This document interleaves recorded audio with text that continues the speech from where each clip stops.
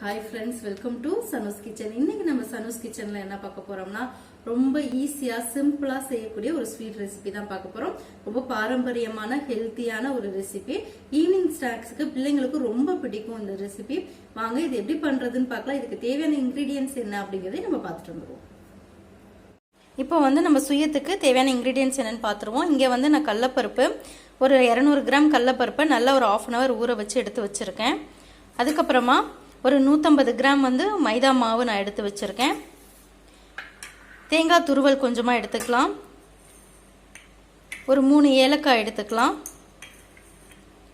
நான் ஒரு 150 கிராம் வெல்லம் எடுத்து வச்சிருக்கேன். உங்களுக்கு வெல்லம் ஜாஸ்தி இனிப்பு வேணும் அப்படின்னா நீங்கள் அதுக்கேற்ற மாதிரி நீங்கள் வெல்லம் ஆட் பண்ணிக்கோங்க. இப்போ என்ன பண்ண போகிறோம்னா, இது ஒரு 1/2 மணி நேரம் கடலைப்பருப்பு ஊறி இருக்கு இல்லையா, இதை நம்ம குக்கரில் வேக வச்சு எடுத்துக்கலாம். ஒரு 3லேருந்து 4 விசில் விட்டு எடுத்துக்கலாம். இப்போ நம்ம குக்கரில் பருப்பை வச்சுட்டோம். அதுக்கடையில் நம்ம இங்கே ஏலக்காய் இருக்குது, ஏலக்காவை தட்டி எடுத்துக்கலாம். இப்போ இங்கே ஏலக்காவை தட்டிட்டேன், இதையும் நம்ம தனியாக எடுத்து வச்சுக்கலாம். இப்போது இங்கே மைதா மாவு எடுத்து வச்சுருக்கேன். இப்போ மைதா மாவில் கொஞ்சமாக நம்ம சால்ட் ஆட் பண்ணிக்கலாம். இப்போ நம்ம கொஞ்சமாக சால்ட் ஆட் பண்ணியிருக்கோம். இப்போ இது என்ன பண்ண போகிறோம்னா, நம்ம ஒரு இட்லி மாவு பதத்துக்கு பிசைஞ்சு எடுத்துக்கலாம். தண்ணி ஊற்றி கரைச்சிக்கலாம். இப்போ பார்த்தீங்கன்னா நான் நல்லா தண்ணி ஊற்றி கரைச்சிட்டேன். பார்த்தீங்கன்னா இந்த அளவுக்கு இருக்கணும்.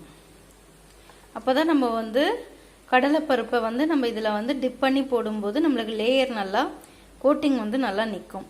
ஸோ இந்த அளவுக்கு ரொம்பவும் தண்ணியாக இருக்கக்கூடாது, ரொம்பவும் கெட்டியாக இருக்கக்கூடாது, இந்த அளவுக்கு இருக்கணும். இப்போ இது ரெடியாக இருக்கு. இப்போ பார்த்தீங்கன்னா பருப்பு நல்லா வெந்துருச்சு. இப்போ எடுத்து பாருங்கள், இந்த மாதிரி நல்லா வெந்திருக்கணும். தண்ணி இதில் இருக்க தண்ணியெலாம் நான் வடிச்சிட்டேன். ஏன்னா தண்ணி நம்மளுக்கு தேவைப்படாது. ஸோ வெள்ளத்தோடு போட்டு நம்ம மிக்ஸ் பண்ணும்போது அதுலேயே தண்ணி விடும். ஸோ சுத்தமாக தண்ணியை வடிச்சிருங்க. இப்போ தண்ணி சுத்தமாக இதில் வடிச்சாச்சு. இப்போ இதை என்ன பண்ண போகிறோன்னா, ஒரு 10 நிமிஷம் ஆற விட்டுட்டு மிக்சி ஜாரில் நம்ம இதை போட்டுக்கலாம். இப்போ பருப்பு நல்லா ஆறிடுச்சு. நம்ம மிக்சி ஜாரில் இதை போட்டுக்கலாம். இப்போ மிக்சி ஜாரில் நம்ம ட்ரான்ஸ்ஃபர் பண்ணியாச்சு. இதோட ஏலக்காய் சேர்த்துக்கலாம்.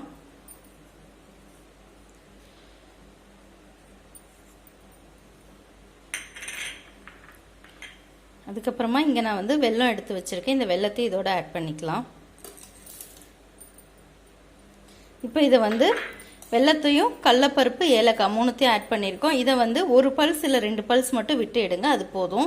ஏன்னா ஆல்ரெடி நம்மளுக்கு கடலைப்பருப்பு வெந்துருச்சு. ஸோ இது எல்லாமே நம்மளுக்கு மிக்ஸ் ஆகணும், அவ்வளோதான். ஸோ அதனால நம்ம இதை மிக்சியில் போட்டு நம்ம 1 பல்ஸ் இல்லை 2 பல்ஸ் விட்டு எடுத்துக்கலாம்.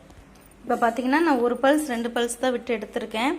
அதுக்கே பாருங்க, இந்த அளவுக்கு நல்லா வெல்லமும் கடலைப்பருப்பும் நல்லா மிக்ஸ் ஆயிடுச்சு. பார்த்தீங்களா, தண்ணி எதுவும் சேர்த்துடக்கூடாது. அந்த வெல்லமும் கடலைப்பருப்பையும் மட்டும் அரைக்கிறப்ப அந்த வெல்லத்திலேருந்து மட்டுமே தண்ணி வரும் நம்மளுக்கு. ஸோ இப்போ இது ஒரு பவுலில் மாற்றிடுவோம். இப்போ பவுலுக்கு மாற்றியாச்சு. இதோட நம்ம துருவி வச்ச தேங்காவை ஆட் பண்ணிக்கலாம். ஆட் பண்ணிவிட்டு இதையும் நல்லா இதோட மிக்ஸ் பண்ணி விட்ருங்க.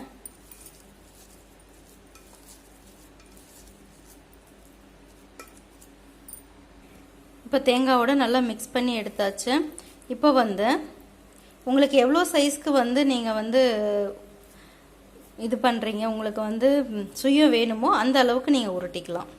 சின்னதாக வேணா சின்னதாக, இல்லை பெருசாக வேணா பெருசாக, அந்த மாதிரி ஒரு மீடியம் சைஸில் நான் இது பண்ணுறேன். இந்த மாதிரி எல்லாத்தையும் உருட்டி எடுத்து வச்சுக்குவோம்.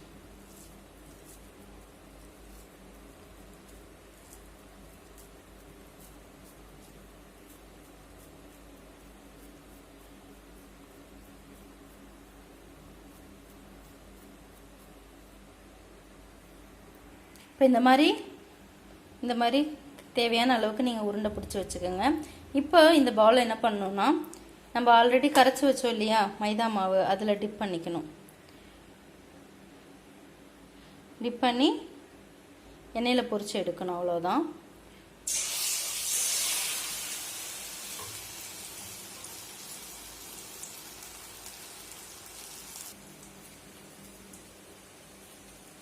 இந்த மாதிரி எல்லா பாலையும் நம்ம டிப் பண்ணி ஆயிலில் போட்டு எடுக்க போகிறோம்.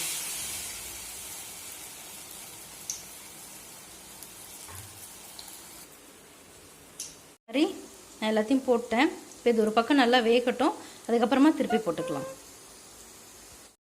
இப்போ ஒரு பக்கம் நல்லா வெந்துருச்சு, நான் திருப்பி போட்டேன். திருப்பி இன்னொரு பக்கம் திருப்பி போட்டிருக்கேன். அது நல்லா வேகட்டும், அப்புறமா நம்ம எடுத்துருவோம். இப்போ பாருங்கள், 2 பக்கமும் நல்லா வெந்துருச்சு. இப்போ இதை வந்து ஒரு பிளேட்டுக்கு மாற்றிடுவோம்.